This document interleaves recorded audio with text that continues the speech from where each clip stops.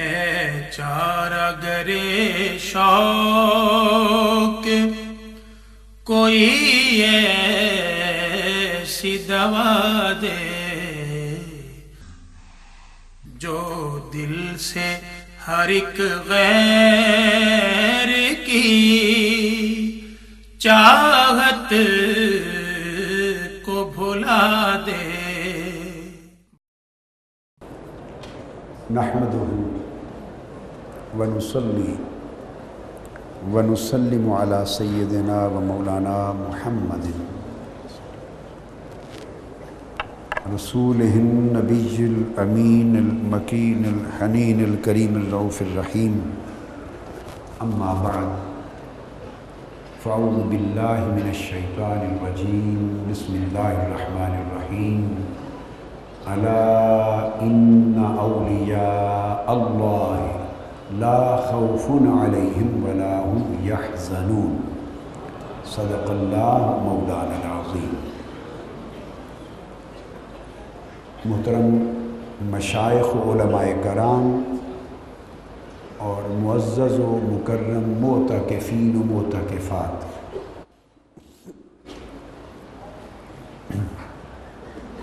اللہ رب العزت کا شکر ہے جس کی توفیق سے ہم آج رات چوتھی نشست ہے جس میں آج حاضر ہیں۔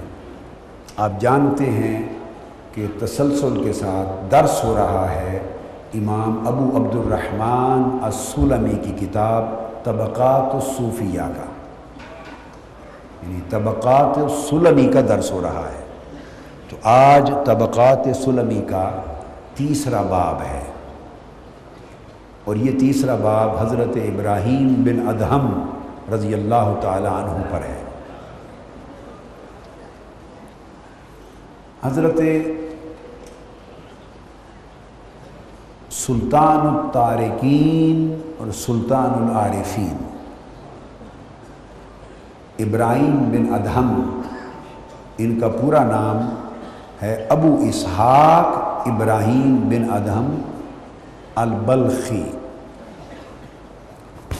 یہ بلخ کے رہنے والے تھے۔ بلخ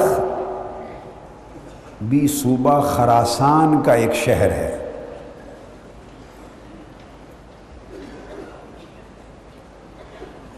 اور ایک طرف بلخ ہے، ایک طرف بخارا ہے، ایک طرف ترمز ہے۔ بخارا امام بخاری کا اور حضرت شاہ نقشبند کا۔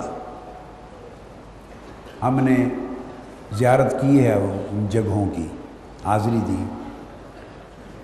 اور تو ترمز سے کوئی تقریباً 10 فرسخ، ایک فرسخ کم و بیش 3 میلوں کا ہوتا ہے، تو 30 میل کا فاصلہ ہے ترمز سے، یعنی اس کے درمیان، ترمز اور بلخ کے درمیان۔ اسی طرح پھر سمرقند ذرا دور ہے، آگے جا کے بخارا آ جاتا ہے۔ تو ماوراء النہر جو دریائے جیہون ہے، یہ پورا خطہ زرخیز ہے، یہیں سے کل امام پیدا ہوئے ہیں، اولیاء ہوئے ہیں، عرفاء ہوئے ہیں، محدثین ہوئے ہیں، فقہاء ہوئے ہیں۔ تو یہ خود بھی بادشاہ تھے اور بادشاہوں کی نسل تھی ان کے، ان میں سے تھے، بادشاہوں کی اولاد تھی۔ انہوں نے بادشاہت کو اور دنیاوی زینت کو ترک کیا، تو زینت دنیا کا طریق اور دنیاوی بادشاہی کا طریق ترک کر کے، چھوڑ کر زہد و ورع، آخرت اور اللہ کی طرف جانے والے راستے کو اپنا لیا۔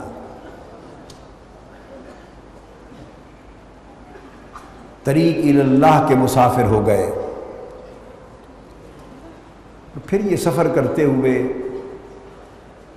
مختلف ممالک میں بڑے بڑے اکابر اولیاء، صلحاء، تبع تابعین کی زیارتیں کرتے مکہ معظمہ پہنچے۔ اور مکہ معظمہ میں جا کر حضرت سفیان ثوری کی صحبت میں رہے، حضرت ابراہیم بن ادہم جو امیر المومنین فی الحدیث ہیں، حضرت فضیل ابن ایاز کی صحبت میں رہے، حضرت فضیل ابن ایاز کی صحبت میں رہے،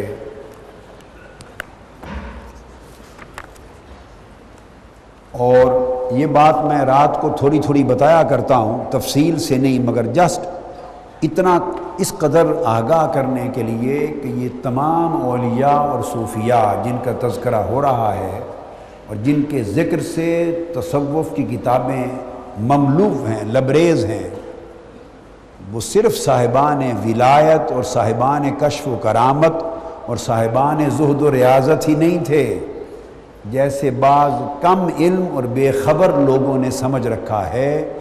وہ ائمہ تھے، علم میں بھی، حدیث میں بھی، فقہ میں بھی، تفسیر میں بھی، عقیدہ میں بھی، علوم شریعت میں بھی، مگر چونکہ اس پر کام کسی نے نہیں کیا تھا، اس کی وجہ سے ان کے اس گوشے سے آگاہی نہیں ہو سکی۔ الحمدللہ تعالی اس عرصہ میں اس موضوع پر میں نے کام مکمل کیا ہے، اور یہ کام ہماری 1000 سال کی تاریخ میں اتفاق ہے، دھیان نہیں گیا کسی کا، پہلی بار ہوا ہے 1000 سال کی علمی تاریخ میں۔ وہ کتاب انشاءاللہ چھپ جائے گی، مکمل تو اس کو میں نے عربی میں کیا ہے۔ اب میں نے ہمارے اہل سنت کے فکر، عقیدہ اور علم اور کام کے درمیان اور اہل عرب کے درمیان بڑا خلیج اور بڑا فاصلہ آ گیا تھا، اور عرب لوگ بہت دور ہو گئے تھے،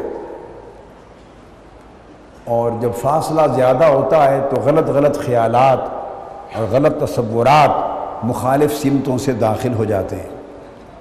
چونکہ عربی زبان میں ہمارے ہاں یہ 1.5-2 صدیوں میں جب سے مختلف فرقے، مسالک، دارالعلوم، طبقات مختلف وجود میں آئے ہیں، تو ہماری طرف سے عربی زبان میں علمی کام سرے سے نہیں ہوا، اس سے بڑا گیپ آ گیا۔ تو میں اب ہر سال 2-3 کتابیں جہاں اردو میں ساتھ کر رہا ہوں کام، احادیث کا خاص طور پہ، تو عربی میں بھی ساتھ کرتا جا رہا ہوں براہ راست، تاکہ وہ گیپ جو 2-1 صدیوں کا گیپ آ گیا ہے، 2-3 صدیوں کا عالم عرب کے ساتھ، وہ پر ہو جائے۔ تو یہ کتاب بھی السبل الوہبیہ عربی میں لکھی ہے، مگر جو عربی میں لکھ دیتا ہوں تو اپنے جو لائق تلامذہ ہیں الحمدللہ پھر ان کی ڈیوٹی لگاتا ہوں، وہ اس کو اردو میں ترجمہ کر دیں گے۔ تو یہ عربی میں کر دی ہے مکمل، لیکن انشاءاللہ اردو میں بھی اس کا ترجمہ آ جائے گا، جس سے یہ بات ثابت کر دی ہے کہ کل ائمہ تصوف جو اکابر ہیں قرون اولیٰ میں، وہ علوم شریعت میں، علم حدیث میں، علم فقہ میں، علم عقیدہ میں، علم تفسیر میں اسی طرح حجت تھے اور صاحبان اسناد تھے جس طرح دیگر ائمہ علم۔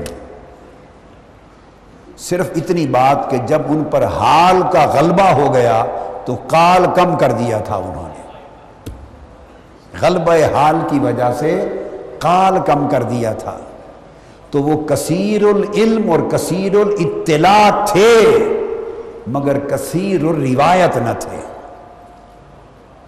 بس اس وجہ سے مغالطہ رہا۔ اور اگر روایت کم ہونے کا مطلب یہ ہے کہ علم بھی کم تھا، تو اس کا مطلب معاذ اللہ یہ ہوا کہ تمام صحابہ کرام جو حدیث رسول کے راوی ہیں، ان سب سے کم علم پھر خلفائے راشدین کا تھا،